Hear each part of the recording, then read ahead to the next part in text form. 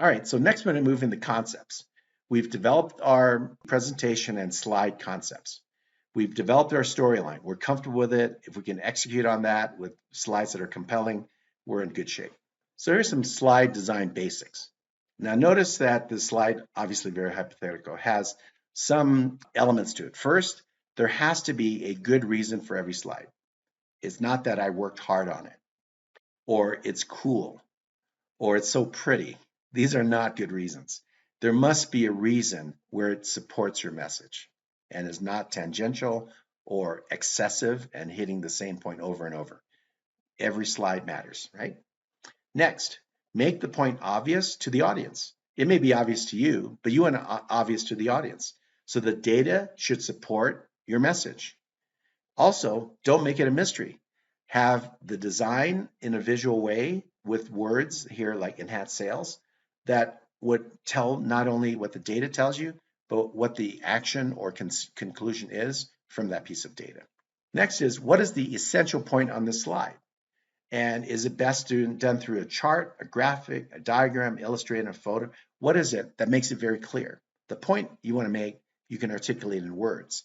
The slide is what visual aid will lead the audience to the same conclusion you have about what that beautiful point is. Next is KISS. Keep it simple, stupid. Use dark text on light background, clear fonts. Font size, if possible, should be above 20 points so it doesn't get too small. Don't bullet every single item, even though every item here is bulleted, and keep the list short. And if you have sub bullets, that's okay, but look at what happens when you go from one level to 2 to 3 to 4. Too many levels just cannot keep the audience's attention and their interest in what you're having to say. So keep it nice and simple. One graphic approach, which is very useful, is a graph of your business model. And so this is often a required element of every investment presentation on one piece of paper. Tell me, what is it that you do, for whom, and who are the key players necessary for your business to work? And here, this is one of the companies I worked with and helped start, Alibris. So we're in the business of linking dealers with books, millions of books, eventually over 100 million books, and we would gather them into a virtual inventory, made it available for people to search and buy, and we would have fulfillment services so that we can actually get them the physical book. And we have different ways of selling. We could sell through partnerships like e-commerce partners like Amazon, or visitors can come to our site, do the searching and buying directly from us. And then color matters. The things we had in green were what we had at startup when we acquired a company that had a head start in this business. The items in orange were what we were funding to create a business, create an e-commerce business. This is the very slide that we used to raise a few $100,000 to launch with seed capital, our company. The other approach is a flow chart, one that's sequential by time. And here's one that looks at a communication program that goes from the team to where the resources are by websites, hitting certain target audiences with certain types of messaging. This is one that's sequential and shows the development toward a milestone. The other aspect is an illustration. We could talk about things, we could put statistics on a piece of paper, but if you just did something like shoot a picture of a mechanical device in this case that does some calibration, well, this kind of tells it all. It shows the settings, it shows what the lines are, how the mix works, and one photo, like they say, tells 1,000 words. The next section is common mistakes. And it's not just one or two, it's a lot. I've been teaching since 2001, and I've seen these mistakes over and over and over again. And I hope that this presentation conveys the point to you that you won't make these common mistakes. All right, so let's see if that will work. First, you understand what they are, that you agree that they're mistakes, and that you are vowing to not do these mistakes. All right, so let's go through them, please.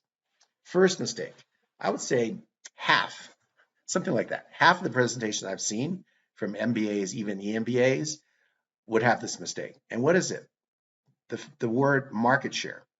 Well, yeah, that's descriptive. That is market share, but that is valuable real estate. To have something generic like that, this is a graph on what is the power source for a car. Is it diesel, gasoline, hydrogen fuel cell? What is it, right? That's what this graph is.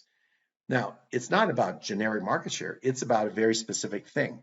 So if you have a generic title, you've made the mistake. Here's an example. Don't say market share because it's too generic. What if you said electric cars will overtake gas? Oh, then you look at the details. And from left to right, the dark blue to light blue are direct electric vehicles. Then there's hydrogen fuel cells.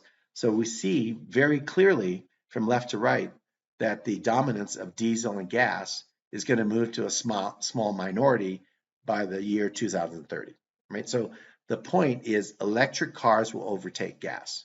That's a lot better for the audience than market share, right? So that's the first point. Don't waste valuable real estate.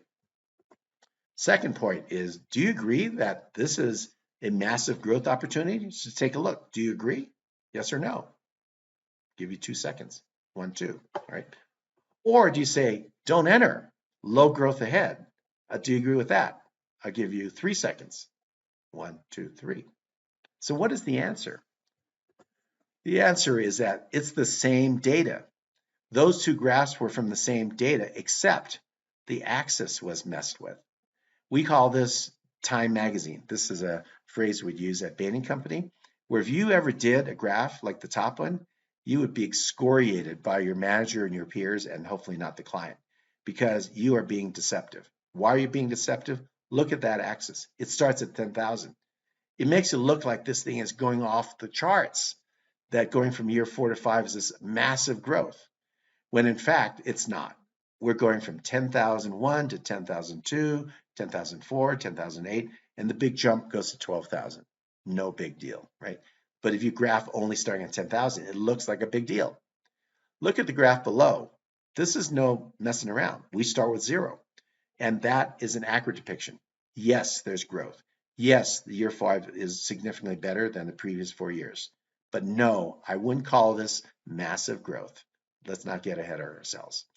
So this is a very common mistake. I don't know if I can ascribe a percent because I don't take statistics on every slide presentation I've ever seen, but it's quite common for students and business people and journalists, of course, to want to be like Time Magazine, exaggerate for making a point when in fact the point may not be that strong. All right, so don't do that, because there will be people in the audience that know this, and if you embark on these tactics, they'll say, what else are they exaggerating, right? Stay professional, stay true to good, solid analysis. Do not do Time Magazine. Next is this. Wow, what's going on? We have 6 graphs on one slide. Oh, there must have been a slide limit. You can only have 10 slides. Well, let's make it count. Let's put 6 on one slide. That doesn't work, because if you were to present this effectively, you would be presenting 6 things from one slide. In other words, why don't you just have 6 slides? So don't do this. The only exception, and do this rarely and very selectively, is if the multiple slides make one point, where maybe you look at different angles on the same idea and they all lead to the same point. Well, that one is maybe an arguable case to have multiple slides, but be very careful. Only do it if it makes sense that they be together and that they're better off together than if they were apart. In this case, there's no way. They're better off as 6 separate slides.